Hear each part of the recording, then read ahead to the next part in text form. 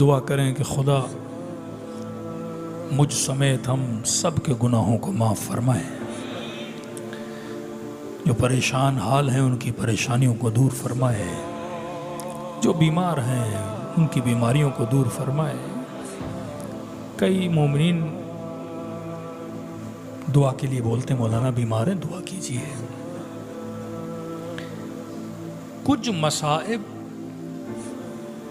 ایسے ہیں کہ جن کے لیے ہے کہ مریضوں کو بٹھاؤ اور یہ مصائب پڑھو، اللہ شفا دے گا۔ میں نے کسی مجلس میں شیخ کافی کے بیٹے کا پڑھا تھا۔ آغا کافی ایران کے بہت بڑے خطیب، اللہ درجات بلند فرمائے، جب دنیا سے گئے تو ان کے بیٹے خطیب بنے، مولانا بنے، مجلسیں پڑھیں۔ ایک محرم کے بعد تکلیف بڑی گلے میں، پڑھ نہیں پا رہے تھے، ڈاکٹر کے پاس گئے، چیک اپ کیا، کہا کہ آپ کو کینسر ہے۔ کہا ٹھیک ہوں گا، کہ ایک شرط ہے کہ آپ 1 سال 2 سال پتہ نہیں لوگوں سے بات کرنا چھوڑ دیں، کسی سے کوئی بھی کام ہو لکھ کر دیں۔ کہا میں ذاکر ہوں، کہا نہیں، میں خطیب ہوں، کہا نہیں، مر جاؤ گے۔ ڈاکٹر کا نسخہ، اور ڈاکٹر جو کہے شرن ماننا واجب ہے۔ کہتے پورا سال میں نے بات کرنا چھوڑ دیا، میری ماں نے میرے منہ سے لفظ نہیں سنا۔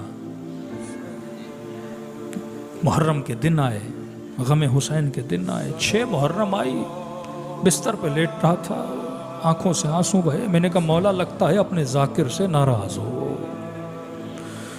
مولا میرے وجود کا فائدہ کیا کہ آپ کا ذکر نہ کر سکوں؟ شکایت کی مولا سے، سو گیا۔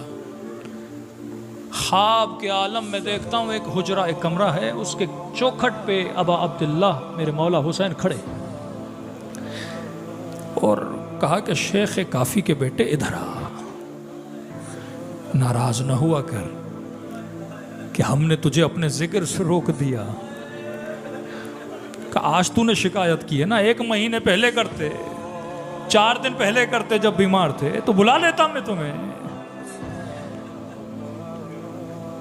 مولا معذرت چاہتا ہوں، آپ کا ذکر نہ کر سکا، غم زدہ تھا۔ کہا مولا آپ نے بلایا؟ کہ نہیں نہیں، میں نے نہیں بلایا۔ مولا کس نے بلایا؟ کہا کمرے میں چل، میرا نانا رسول بیٹھا ہے، اس نے تجھے بلایا ہے۔ کہ حجرہ کھلا، کمرے کے اندر گیا، رسول کی قدم بوسی کی، یا رسول اللہ کہ شکایت ہے کہ ہم نے تجھے اپنے ذکر سے روکا ہے، حسین کے مصائب سے روکا ہے۔ کہ آج پورا سال لوگوں نے نہیں سنا نا، مجھے سنا، ہم نہیں روکتے کسی کو ذکر سے۔ یا رسول اللہ گلے میں تکلیف ہے، کہ سنا۔ بڑے ادب سے کہا یا رسول اللہ کیا سناؤں، کون سی مصیبت پڑھوں؟ تو عرض کی یا رسول اللہ کیا سناؤں؟ فرمایا مجھے حسین کی سکینہ کے مصائب سنا۔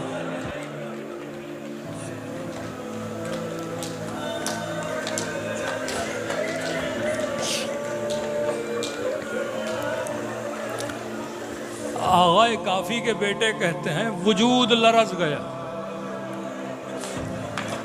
کبھی امام حسین کو دیکھتا ہوں کہ باپ کے سامنے بیٹی کے مصائب، یا رسول اللہ جرت نہیں کر سکتا۔ کا ناراض تھا نا کہ ہم تجھے پڑھا نہیں رہے، میں کہہ رہا ہوں مجھے سنا۔ شیخ کافی کے بیٹے کہتے ہیں زیادہ نہیں پڑھ پایا، ایک جملہ کہا، کہتا ہے واللہ سننے کے بعد رسول غش کھا کے زمین پہ گر گئے۔ یہاں نیند سے آنکھیں کھلی، بدن پسینے سے شل، چہرہ آنسوؤں سے بھرا۔ بوڑھی ماں دوڑی دوڑی آئی، کیا ہوا؟ پہلی مرتبہ ماں سے بات کی، کب بیٹا تیرا گلا ٹھیک ہو گیا؟ کہ اماں رسول خواب میں آئے، امام حسین خواب میں آئے، مجھ سے ذکر سنا، میں نے سنایا۔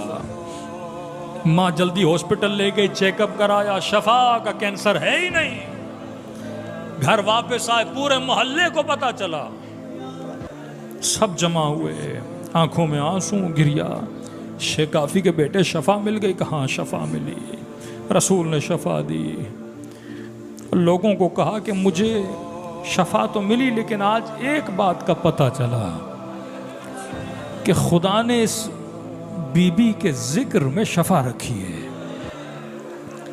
کہ جب کوئی بچہ بیمار ہو جائے، گھر میں کوئی بیماری ہو، بچوں کو بٹھاؤ، بیماروں کو بٹھاؤ اور سکینہ کے مصائب سنایا کرو، کہ مجھے شفا ملی تو تمہیں بھی ملے گی۔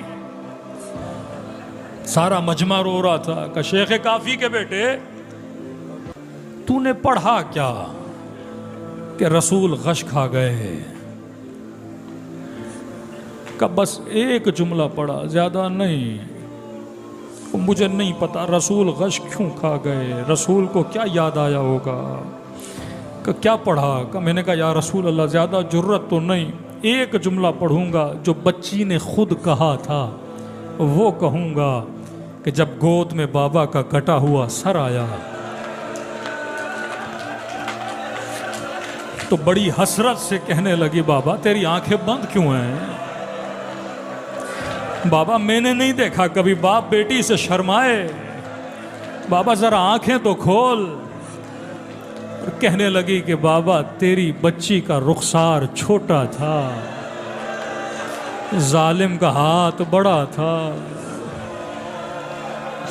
میں نے اپنے استاد سے کہا، میں نے کہا رسول غش کیوں کھا گئے؟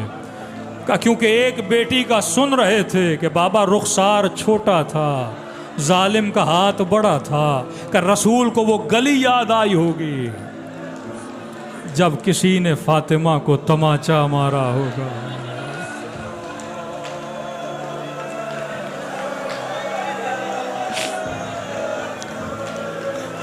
اللہ آپ کی بیٹیوں کو سلامت رکھے۔ کوئی باپ کیسے برداشت کرے اس کی بیٹی کو تماچے مارے جائیں۔